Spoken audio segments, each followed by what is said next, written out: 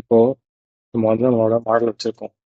So நம்ம model பார்த்தீங்கன்னா, கடைசியா வந்து ஒரு 2 வருஷத்துக்கு முன்னாடி ட்ரெயின் பண்றோம்.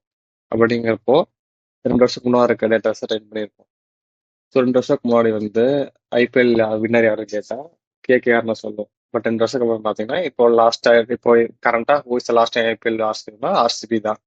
ஸோ இந்த பிரச்சனை எப்படி சால்வ் பண்றது அப்படின்னு கேட்டீங்கன்னா, இந்த இடத்துல வந்து ரேக் யூஸ் பண்ணுவோம். ஸோ எல்எல்எம்கெல்லாம் பார்த்தீங்கன்னா ட்ரெயின் பண்றப்போ கட் ஆஃப் டேட்னு இருக்கும். ஸோ என்னைக்கு ட்ரெயின் பண்ணீங்களோ அதோட வந்து அதோட ட்ரெயின் நாலேஜ் முடிஞ்சது. அதுக்கப்புறம் நடந்த ஈவெண்ட்ஸு, டாக்குமெண்ட்ஸு, சேஞ்சஸு, அப்டேட்ஸு அந்த மாதிரி எதுவுமே வந்து அது தெரிஞ்சிருக்காது. அது மட்டும் இல்லாமல் அதுக்கப்புறம் நம்மளோட பாலிசிஸ் அந்த மாதிரிலாம் அப்டேட் பண்ணியிருந்தோம்னாலுமே அது தெரிஞ்சிருக்காது. ஸோ இதுக்கு பாருங்க 2 சொல்யூஷன் இருக்குது. RAG, fine tuning. So fine tuning ஒரு சொல்யூஷன். ஃபைன் டியூனிங் என்னன்னா ஆல்ரெடி இருக்க எல்எல்எம் எடுத்து அது நம்ம டேட்டா கொடுத்து ட்ரெயின் பண்ணுவோம். பட் இந்த ப்ராசஸ் பண்ணணும்னா நமக்கு வந்து டேட்டா ரொம்ப நிறைய வேணும். பர்சனல் கொஞ்சம் நல்லா வரும். அதுக்காக எக்ஸ்பென்சிவ் டைம் ரொம்ப அதிகமாக தேவைப்படும். ஸோ ஒரு டைம் நம்ம இன்டர்நெட் அப்டேட் பண்றப்பயோ நம்ம ஒரு டைம் ஃபைன் டியூன் பண்ணிட்டே இருக்கணும். ஸோ அது வந்து கொஞ்சம் பெரிய வேலை. ஸோ ரேக்குங்கிறது பார்த்தீங்கன்னா இந்த காம்ப்ளெக்சிட்டி இருக்காது. ஸோ நீங்க மாடல் எடுத்து ட்ரெயின் பண்றதுக்கு பதிலாக நீங்க வந்து உங்களோட டாக்குமெண்ட்ஸ்லாம் ஒரு பக்கம் வச்சிருப்பீங்க. ஸோ யூசர் கொஸ்டின் கேட்டாங்கன்னா உங்க டாக்குமெண்ட்ஸை ஃபெச் பண்ணிட்டு அதுல கான்டாக்ட்ஸ் எடுத்துட்டு எல்எல்எம்ட்டு போயிட்டு அதை யூஸ் பண்ணி அதுக்கு queryக்கு ஆன்சர் எழுதி யூசர்கிட்ட கொடுக்கும். இப்போ தான் பார்த்தீங்கன்னா ரேக் ஒர்க் ஆகுது. ஸோ இதுல வந்து அந்த ஏஐ எல்எல்எம் டேட்டா எடுக்கவே எடுக்காது. நம்ம கொடுத்துருக்க டேட்டா டாக்குமெண்ட்ஸ் மட்டும் தான் எடுக்கும். ஓகே. ஸோ இதனால இப்போ most of a applications foundations பார்த்தீங்கன்னா ரேக்லாம் யூஸ் பண்ணிட்டாங்க.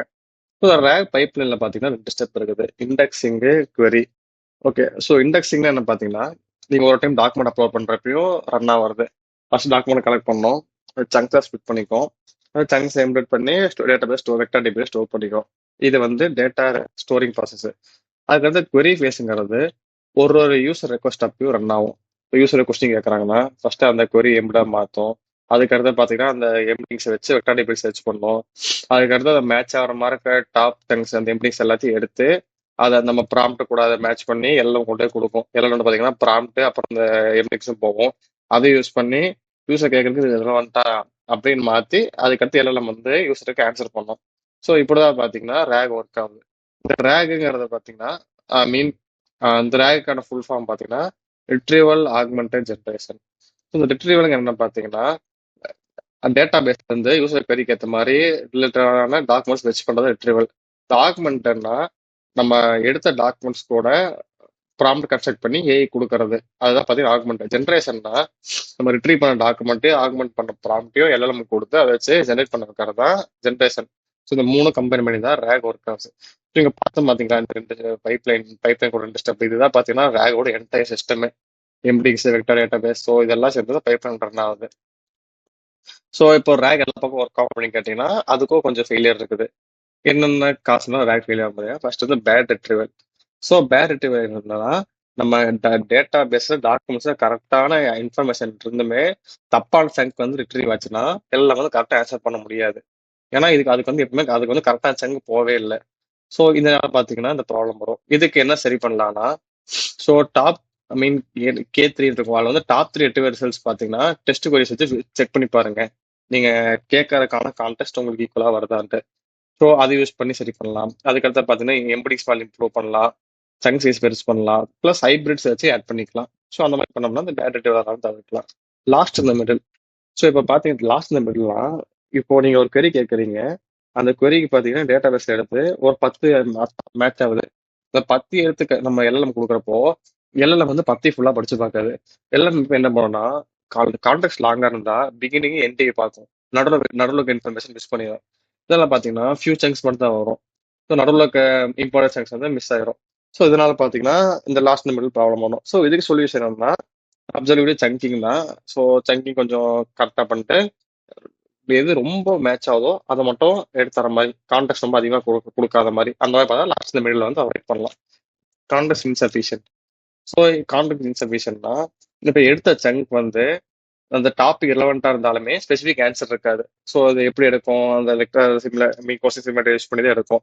ஸோ சங்க் மேட்ச் ஆகும். பட் அந்த டாபிக் பார்த்தீங்கன்னா சிமிலரா இருக்காத பட்சத்தில் எல்லாம் என்ன சொல்லணும் அது தெரியாதுன்னு சொல்லும். இந்த ப்ராப்ட் ஒழுங்காக கொடுக்கீங்கன்னா அதை வச்சு அதை அதாவது ஃபேப்ரிகேட் பண்ணும். ஸோ இதுக்கு என்ன பண்ணா ரிட்ரீவல் ஸ்ட்ராட்டஜி கொஞ்சம் அட்ஜஸ்ட் பண்ணோம்னா சங்கிங் இம்ப்ரூவ் பண்ணோம்னா இந்த ப்ராப்ளம் வராது. Faithfulness failure. ஸோ அந்த ஃபெய்த்ஃபுல்னஸ் ஃபெயிலியர் என்னன்னு பார்த்தீங்கன்னா, இது இது ஃபுல்லா வந்து ப்ராம்ப்ட சரி பண்றது தான். நமக்கு எல்எல்எம் வந்து எல்எல்எம் வந்து கரெக்டான டேட்டா கொடுப்போம். கொடுத்துமே நம்ம கொடுத்த டேட்டா வாங்காம, அதுவா அதை ட்ரெயின் பண்ணி வச்சுக்கோங்க பாத்தீங்க, அந்த டேட்டா யூஸ் பண்ணி ஜென்ரேட் பண்றது. ஸோ இதுதான் பாத்தீங்கன்னா ஃபெய்த்ஃபுல்னஸ் ஃபெயிலியர். ஸோ ப்ராம்ப்ட் கரெக்டா போட்டு டெம்பரேச்சர் கொஞ்சம் லோவர் பண்ணோம்னா, இந்த இன்ஸ்ட்ரக்ஷன் ஃபாலோ சரி பண்ணோம்னா அந்த ஃபெய்த்ஃபுல்னஸ் ஃபெயிலியர் வராது. query டாக்குமெண்ட் மிஸ் மேட்ச்னா, இப்போ யூசர் வந்து ஒரு கொஸ்டின் கேட்கறாங்க. ஐ மீன் கரெக்டான எக்ஸாம்பிள்னா அதான் அந்த இதை எடுத்துக்கலாமே, ஹார்ட் அட்டாக் சிம்டம்ஸ் இல்லை cause of chest pain. So அந்த மாதிரி ரிலேட்டாக வந்தால் வரும். பட் வந்து இந்த வொக்காபுலரி டோட்டலாக டிஃப்ரெண்டான இதில் கேட்டாங்கன்னா பட் மோஸ்ட் ஆஃப் ப்ரெடிக்ட் பண்ணிடும். பட் நம்ம ஒழுங்கா கொஞ்சம் இன்ஸ்ட்ரக்ஷன் கொடுக்கல. ஒரு சிலங்க பார்த்தீங்கன்னா இந்த மாதிரி ஒரே வேர்டுக்கு நீங்கள் டிஃப்ரெண்ட் ஸ்டைலில் கேட்குறப்போ உங்களுக்கு அந்த கொரிடாக மிஸ் மேட்ச் ஆகி தப்பான இன்ஃபர்மேஷன் எடுத்து தரும். எந்தெந்த இடத்துல வந்து ரேக் யூஸ் பண்ணக்கூடாது அப்படின்னு பார்த்தீங்கன்னா, ஸ்ட்ரக்சர்டு டேட்டா கொரிஸ்னா, இப்போ நம்ம கேட்போம். எக்ஸாம்பிளுக்கு நம்மகிட்ட ஒரு டேபிள் இருக்குது, இது இந்த வருஷம் அது எவ்வளோ சேல்ஸாக இருக்குது அப்படிங்கிறதெல்லாம் பார்க்கணும்னா நீங்கள் எஸ்கியூ யூஸ் பண்ணிக்கலாம். இந்த மாதிரி இடத்துல வந்து ரேக் யூஸ் ஆகுது. அது மட்டும் இல்லாமல் நீங்கள் ரேக் யூஸ் பண்ணுறீங்கன்னா, நீங்கள் டேட்டா அப்டேட் பண்ண இங்கே ரேக்கில் வந்து டாக்குமெண்ட்ஸ் அப்டேட் பண்ணிட்டே இருக்கிறோம்.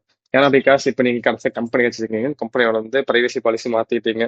மாற்றி நீங்கள் ரேக் அப்லோட் பண்ணும்போது யூஸ் வந்து கேட்குறாங்கன்னா, அது பழைய பிரைவசி பாலிசி தான் கான்ஃபிடென்ட்டா பேசும். ஏன்னா அதுல வந்து டேட்டா கிடையாது, இருக்க டேட்டா வச்சு தான் அது பேசும். ஸோ இந்த மாதிரி பார்த்தீங்கன்னா ரேக் சூட் ஆகாது. இதுல என்ன தெரிஞ்சுக்கணும்னா, எல்எம்மோட நாலேஜ் லிமிடேஷன் வந்து ரேக் சால்வ் பண்ணணும். எப்படி நம்ம லேட்டஸ்ட் ரிலேட்டட் டாக்குமெண்ட்ஸை வச்சு யூசர் கேள்விக்கு ஏற்ற மாதிரி எடுத்து கொடுக்கும். ஸோ ஃபர்ஸ்ட் டாக்குமெண்ட் இண்டெக்ஸ் பண்ணி அதை ஸ்டோர் பண்ணி வச்சுக்கோம். யூசர் கொடி கேட்டாங்கன்னா அதை எம்டிங்ஸாக மாற்றி அதுக்கு ரிலேட்டடாக இதெல்லாம் எடுத்து அதை கொஞ்சம் எல்லாம் ப்ராம்ப்ட் பண்ணி எல்லாம் கொடுத்து யூசருக்கு ஆன்சர் பண்ணும். ஸோ இப்படிதான் பார்த்தீங்கன்னா ஒர்க் ஆகுது. ஸோ ஃபெயிலியர் பார்த்தீங்கன்னா ஒன்று ரெட்ரீவல் இருக்கும், ஜென்ரேஷன் இருக்கும். பட் போது என்ன பிரச்சனைங்க தனித்தனியாக தான் நம்ம வந்து டிபெண்ட் பண்ணி பார்க்கணும். ஸோ இது வரைக்கும் பார்த்தீங்கன்னா தியரிட்டிக்கலா நம்ம ரேகோட எல்லா பேசிக்ஸை கவர் பண்ணிட்டோம். ஸோ செக்ஷன் 1 முடிஞ்சது. அடுத்து பார்த்தீங்கன்னா செக்ஷன் 2 ஸ்டார்ட் ஆகுது. செக்ஷன் 2 என்ன பண்ண போறோம்னா, இப்போ நம்ம பார்த்த எல்லாத்தையும் வந்து ஸ்கேட்ச்ல பில்ட் பண்ண போறோம். ஆல்தோ ஃப்ரேம் ஒர்க்ஸ் இருந்தாலுமே ஃப்ரேம் ஒர்க்ஸ் இல்லாம நம்ம ஃபவுண்டேஷன் அண்டர்ஸ்டாண்டிங்காக ஸ்கிராட்ச் வந்து பில்ட் பண்ணி பார்க்க போறோம்.